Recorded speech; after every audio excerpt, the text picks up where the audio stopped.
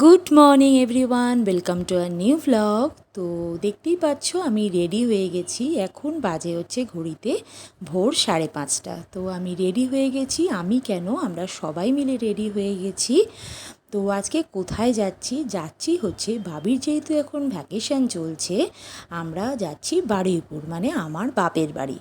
তো সেখানে খুব যারা আমার ব্লগ দেখো তারা জানো, ওখানে মা শিবানীপীঠের মন্দির আছে, যে কালী মা ভীষণ জাগ্রত, আর আমরা তারই ভক্ত। তো ওখানে আমরা মাঝে মধ্যেই যাই, মাকে পুজো দিয়ে আসি। এইখানে দেখতে পাচ্ছ আর এক মায়ের মন্দির দেখা যাচ্ছে রাস্তা দিয়ে যাবার সময়।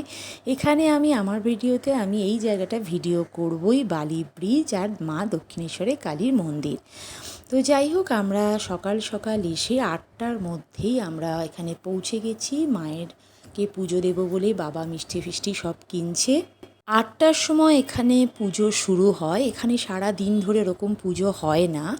এই হলো মায়ের মন্দির। 8টার মধ্যে এলেই মাকে পুজো দেওয়া সম্ভব। 10-15 মিনিট ম্যাক্সিমাম লেটে আসা যায়। তো আমরা পুজো টুজো সব দিয়ে নিলাম, শাড়ি যা যা এনেছিলাম সাথে, ফল মিষ্টি শাড়ি সমস্ত দিয়ে পুজো দিয়ে নিয়ে আমরা এখন বসে পড়েছি। সমস্ত ভক্তরাই দেখছো সবাই বসে আছে।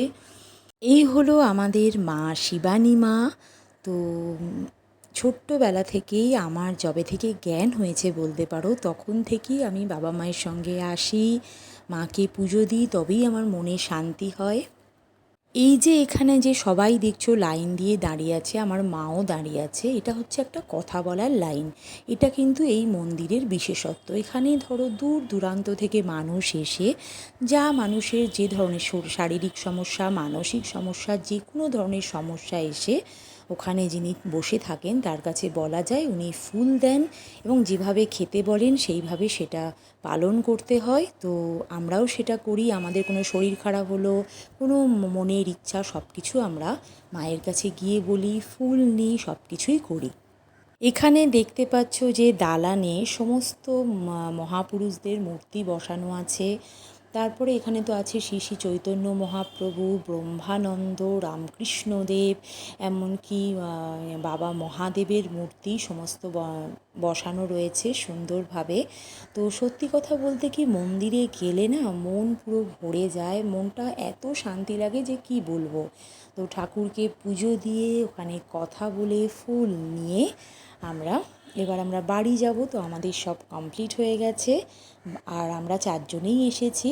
শাশুড়ি মা বাড়িতেই আছে, মঙ্গলদ্বীপের অফিস আছে সেই কারণের জন্য। তো চলো এবার আমরা বাড়ির দিকে যাই, আর আমাদের লিচু বাগানটা তোমাদেরকে দেখাই। লিচু দেখছি, লাল লাল লিচু, একদম লাল, দেখছিস? হ্যাঁ, অপরটা অনেক, সারা গাছ ভর্তি পুরো ঝুলছে লিচু। এইখানটা অত বেশি লাল হয়নি, এখানটা সবুজ, এইগুলো লাল হয়েছে না?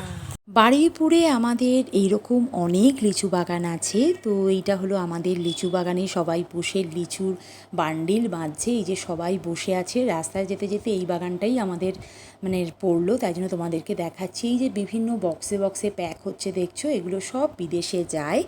তো এই প্রচুর মানুষ সব লিচুর বান্ডিল বাঁধছে, আর এই বাগানটার লিচু এত মিষ্টি হয় যে কি বলবো, পুরো রসগোল্লার মতো খেতে হয়। তো তোমাদের সঙ্গে এটুকুই শেয়ার করলাম। এবার আমরা বাড়ি যাই, এনজয় করি, আর তোমরা দেখতে থাকো। ভালো লাগলে লাইক করো, সাবস্ক্রাইব।